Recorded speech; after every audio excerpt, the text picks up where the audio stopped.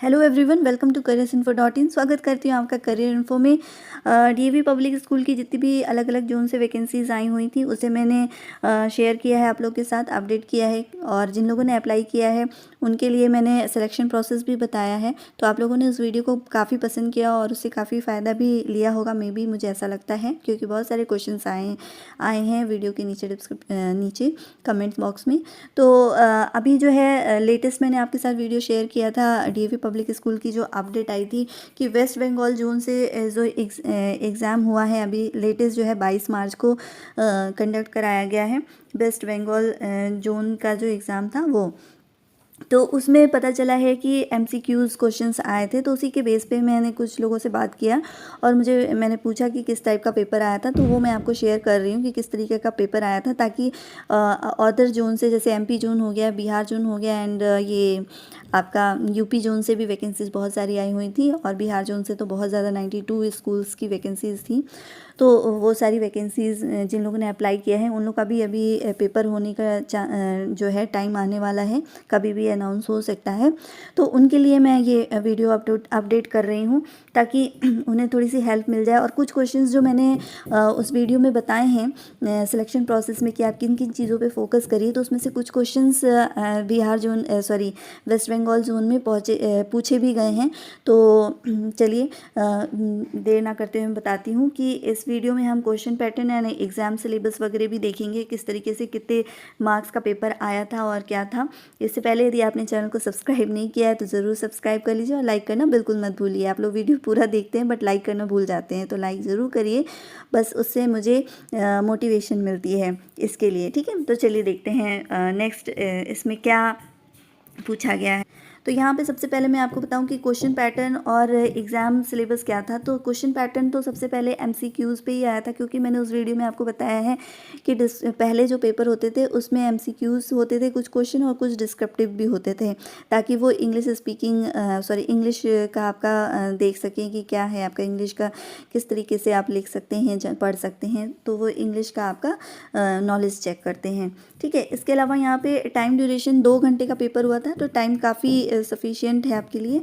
और number of questions जो है वो 80 क्वेश्चंस थे। इसके अलावा टाइम ड्यूरेशन आपको मैंने बता दिया कि जो है 2 घंटे का था, तो उसमें कोई आपको डाउट नहीं होना चाहिए और काफ़ी टाइम मिल जाएगा, आप सोचकर अच्छे से पढ़ कर दे सकते हैं। आगे 2 सेक्शन में ही एमसीक्यूज़ पेपर हुआ है वेस्ट बंगाल जोन में। पहला जो है इंग्लिश पेपर था, जो कि जिसमें 30 क्वेश्चंस थे। और इसके अलावा सब्जेक्ट, जो भी आपका सब्जेक्ट है, मैंने आपको कमेंट में भी बोला है, जितने भी उस वीडियो के नीचे कमेंट आए हैं उसमें मैंने सबको यही बताया है कि आप सिर्फ सब्जेक्ट पे बहुत फोकस करिए इन इंग्लिश में। तो सेम देखिए यही चीज़ें आई हैं। इसके अलावा को मैं आगे और भी बताऊंगी कौन कौन से क्वेश्चंस और आए हैं जो मैंने आपको बताए थे, और आपको अभी और किस चीज़ों पे फोकस करना है। जिनका एग्ज़ाम अभी नहीं हुआ है, जिनके स्टेट में अभी पेपर नहीं हुआ है और वो प्रिपरेशन कर रहे हैं, फाउंड कर रहे हैं कि कहाँ से पढ़ लें कि हमारा सिलेक्शन हो जाए। ठीक है, तो देखिए सिलेक्शन होना तो थोड़ा सा टफ होता ही है, क्योंकि रिटन टेस्ट, उसके बाद डेमोन्स्ट्रेशन, इंटरव्यू, ये सारी चीज़ें हैं। तो फर्स्ट फेज़ ही आपका है अभी रिटन टेस्ट। तो मैं तो आपको यही बोलूँगी कि आप इतना पढ़ के जाइए कि एटलीस्ट आप इंटरव्यू तक ज़रूर पहुँचें, ताकि नेक्स्ट लेवल पे आप सबसे पहले सिलेक्ट हों, अगर नहीं होते हैं तो। बट बहुत सारे ऐसे हैं जिनका इंग्लिश जो है स्पीकिंग अच्छी नहीं है, इस वजह से वो रह जाएंगे या रह जाते हैं। तो वो अभी से प्रैक्टिस करें, छोटे छोटे वर्ड्स को यूज़ करें, बोलना घर में ही प्रैक्टिस करें, मिरर के सामने बोलें। और यूट्यूब पे तो बहुत सारे चैनल ऐसे हैं जिसमें इंग्लिश को लेके बहुत अच्छे से बताया जा रहा है, तो उन्हें आप फॉलो करिए। अभी से भी करेंगे तो आप डेफिनेटली इंटरव्यू में बहुत अच्छा कर ले जाएंगे, क्योंकि कुछ ही चीज़ें होती हैं, बहुत देर का इंटरव्यू नहीं होता है, बहुत सारे कैंडिडेट्स होते हैं, तो आप इजीली उसमें आगे मैं इंटरव्यू के ऊपर भी बहुत सारी चीज़ें बताऊंगी। ठीक है, तो यहाँ पर पहले हम रिटन टेस्ट के बारे में बता दें कि इंग्लिश में 30 क्वेश्चन एंड सब्जेक्ट में आपके आए थे 50 क्वेश्चंस। ठीक है, 50 क्वेश्चंस आए थे। अब इंग्लिश में क्या क्या पूछा गया था ये मैं बता दूं आपको। तो इंग्लिश में आपको वर्ड मीनिंग पूछा गया था। वर्ड मीनिंग मैंने पूछने पे मुझे पता चला है कि वर्ड मीनिंग डायरेक्टली नहीं पूछा गया कि इसका मतलब क्या होगा। वर्ड मीनिंग में आपको एक सेंटेंस दिया हुआ है, उस सेंटेंस में से एक वर्ड को उन्होंने उन्होंने हाईलाइट करके अंडरलाइन करके पूछा है कि इसका मतलब क्या है। तो आपको 4 ऑप्शंस दिए होंगे, उसमें से आपको उसका मीनिंग बताना है। ठीक है, नेक्स्ट क्वेश्चन फ्रेजल वर्ब से आए थे, आइडियम से आए थे, इसके अलावा टेंस से बहुत ज़्यादा क्वेश्चंस आए हैं और एरर करेक्शन आए हैं। तो और कुछ जो है 2-4 क्वेश्चन आपके जनरल अवेयरनेस से आए हैं और 2-4 क्वेश्चन आपके रीजनिंग के आए हैं। तो रीजनिंग का बहुत सिंपल क्वेश्चंस आए हैं जो कि सिटिंग अरेंजमेंट पे था और इसके अलावा ब्लड रिलेशन पे था, इस तरीके के क्वेश्चंस थे। तो आप इजीली कर लेंगे, बहुत ज़्यादा टफ नहीं था। और जनरल अवेयरनेस में तो एजुकेशन से रिलेटेड ही मैंने आपको सबसे पहले बताया था कि NEP आप ज़रूर पढ़ कर जाइएगा। मैंने डिस्क्रिप्टिव के लिए बताया था आप लोगों को, बट NEP 2020 से क्वेश्चन आया है और ये ऑब्जेक्टिव में आया है। तो ये क्वेश्चन था कि मेन पार्टिसिपल ऑफ NEP 2020। तो इसमें जो है बहुत सारे ऑप्शन थे, जिसका आंसर मैं आपको बता देती हूँ कि क्रिएटिविटी होगा, क्योंकि NEP पे जो है मेनली फोकस किया जा रहा है कि बच्चे क्रिएटिविटी दिखाएं अपनी। ठीक है, तो बहुत से ज़्यादा स्कूल्स में एक्टिविटीज़ करवाई जाएँ जिसके थ्रू प्रैक्टिकल होके बच्चे सीखें। ठीक है, ना कि थ्योरी वाइज उन्हें पढ़ाया जाए। थ्योरी पे फोकस नहीं किया गया है, एक्टिविटी पे और क्रिएटिविटी पे फोकस किया गया है। ठीक है, तो ये चीज़ों पे ध्यान देना है। इसके अलावा फुल फॉर्म पूछा गया था RT-PCR का। ठीक है, RT-PCR का फुल फॉर्म पूछा गया था। तो इसके अलावा NEP से मैं आपको 1-2 टॉपिक्स और बता देती हूँ, जैसे फाउंडेशनल स्टेज क्या होता है, प्रिपरेटरी स्टेज क्या होता है, मिडिल एज क्या होता है, सेकेंडरी एज क्या होता है, इसमें कौन कौन सी क्लास तक के बच्चे और किस एज तक के बच्चे इसमें पढ़ेंगे, ये पूछ सकता है आपको। तो अगर ज़्यादा डेप्थ में जाएगा, क्योंकि यूपी और बिहार का जो होता है उसमें थोड़ा सा डेप्थ ही पूछ सकता है मे बी, क्योंकि बहुत टैलेंटेड बच्चे होते हैं। तो आप बिल्कुल प्रिपरेशन करके जाइए। और इसके अलावा फुल फॉर्म पूछ सकता है, जैसे कुछ अभी रिसेंट में CTET वगैरह का जो पेपर हुआ था ना, उसको भी आप देख सकते हैं।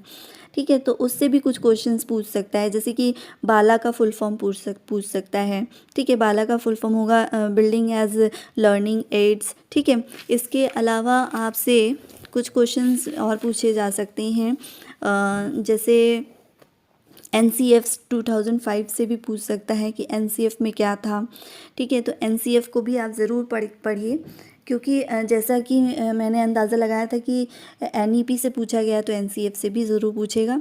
ठीक है, अब नेक्स्ट जो है इंग्लिश में मैं कुछ इंपॉर्टेंट टॉपिक्स आपको बता देती हूँ, जो कि बिहार में और यूपी में आप लोग भी पढ़ने वाले बच्चे हैं। आप लोग को पता होगा कि किन किन टॉपिक को बहुत ज़्यादा फोकस किया जाता है वहाँ के स्कूल्स में। तो उसके अकॉर्डिंग टेंस पे आप बहुत ज़्यादा फोकस करिएगा, जैसे कि वेस्ट बंगाल जोन में भी टेंस से 5-6 क्वेश्चन आए हैं। तो सेम हो सकता है टेंस से भी क्वेश्चन बहुत अच्छे से पूछा जाए।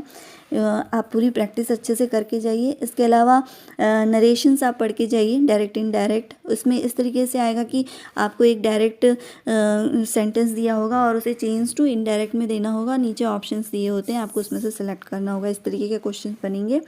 इसके अलावा आप एक्टिव पैसिव वॉइस ज़रूर पढ़िए, सिनोनिम्स एंटोनिम्स ज़रूर पढ़ के जाइए, ये सारी चीज़ें। इसके अलावा जंबल वर्ड्स वाले जो होते हैं वो पढ़ के जा सकते हैं। इसके अलावा एक और क्लोजिंग टेस्ट होता है, वो तो डेफिनेटली आएगा ही, क्योंकि जिस तरीके का पेपर का पैटर्न देखा गया है उस तरीके से। ठीक है, तो जनरल अवेयरनेस में भी आप एजुकेशन से रिलेटेड ही पूछ सकते हैं, मतलब पढ़ के जाइएगा। जो अभी हाईलाइटली CTET या UP टेट में क्वेश्चंस पूछे गए हैं, अभी बिहार टेट में पूछे गए हैं, उसी से लगभग रिलेट होके क्वेश्चंस पूछे जाएंगे। और इसके अलावा आपका रीजनिंग में बहुत इजी क्वेश्चन है, उसके लिए आपको परेशान होने की ज़रूरत नहीं। अगर आप थोड़ा बहुत भी कर लेते हैं तो आप कर ले जाएंगे। अब आते हैं सब्जेक्ट पे मैं बाकी सब्जेक्ट्स का तो नहीं बताऊंगी, बाकी मैं यही बता सकती हूँ बाकी सब्जेक्ट्स का कि आप लोग सब्जेक्ट्स पे जो भी आपका मैथ सब्जेक्ट है या उस पर आप पूरा अच्छे से, ये मत सोचिए कि आपसे, क्योंकि मैंने पूछा कुछ लोगों से तो मुझे फीडबैक यही मिला है कि आपने प्राइमरी सेक्शन के लिए अप्लाई किया है बट आपसे क्वेश्चंस पूछे गए हैं पूरा 10th लेवल तक के। तो वो बेसिकली ऐसा नहीं है कि आप डिस्क्वालीफाई हो जाएंगे, ऐसा नहीं है, क्योंकि वो इन फ्यूचर सोच कर चलते हैं। ठीक है, एग्जामिनर जो है इन फ्यूचर सोच के चलते हैं कि अगर वो 10th लेवल का पेपर सॉल्व कर सकता है तो आगे प्रमोशन किया जा सकता है इस तरीके से। तो आप उसको ध्यान में रखते हुए 10-12 तक का पूरा CBSE की जो बुक्स होती हैं ना, उसका मेन टॉपिक अच्छे से पढ़ लीजिए, नोट्स बना लीजिए, क्योंकि सब्जेक्ट ही 50 मार्क्स के होंगे, तो सब्जेक्ट्स में ही आप अच्छे से कर पाएंगे, तो उस पर फोकस आपका पूरा होना चाहिए। तो मैं आपको EVS के बारे में बता दूंगी, कुछ इंपॉर्टेंट टॉपिक्स अगर आपको चाहिए। कुछ बच्चे जो हैं EVS जिनका सब्जेक्ट होगा, तो मैं उनको पूरा EVS का पूरा बता दूंगी किस तरीके से उन्हें पढ़ना है। अगर उन्हें चाहिए तो वो नीचे कमेंट बॉक्स में बोल सकते हैं, तो मैं एक स्पेशली EVS के टॉपिक पर उनको वीडियो दे दूंगी, तो वो उसके थ्रू थोड़ा बहुत पढ़ के जाएंगे। फिर भी मैं ये बता देती हूँ कि आप यदि कर रहे हैं जो भी आपका सब्जेक्ट है, आप चाहे PGT के लिए अप्लाई कर रहे हैं, TGT के लिए कर रहे हैं या PRT के लिए कर रहे हैं, तो अगर आपका जो भी सब्जेक्ट है उसको आप शुरू से लेके अंत तक, यानी कि क्लास 3rd 4th से लेकर के पूरा 10-12 तक का पूरा पढ़कर ही जाइए। क्योंकि मैंने यही देखा अभी तक कि कुछ बच्चों ने यही बताया कि भले ही हमने PRT के लिए अप्लाई किया है, पर क्वेश्चंस जो थे वो हाई लेवल के थे। तो सब्जेक्ट पे आप बिल्कुल भी मतलब लापरवाही मत करिए, उसे अच्छे से पढ़िए। इसके अलावा कोई भी क्वेरीज हो नीचे कमेंट बॉक्स में आप ज़रूर पूछिए, मैं आपको बिल्कुल बताऊँगी। इसके अलावा जितने क्वेश्चन थे वो मैंने आपको कवर कर लिए। इंटरव्यू के लिए अगर आपको वीडियो चाहिए तो आप नीचे कमेंट बॉक्स में रिक्वेस्ट कर सकते हैं, मैं उस पर भी ध्यान दूँगी।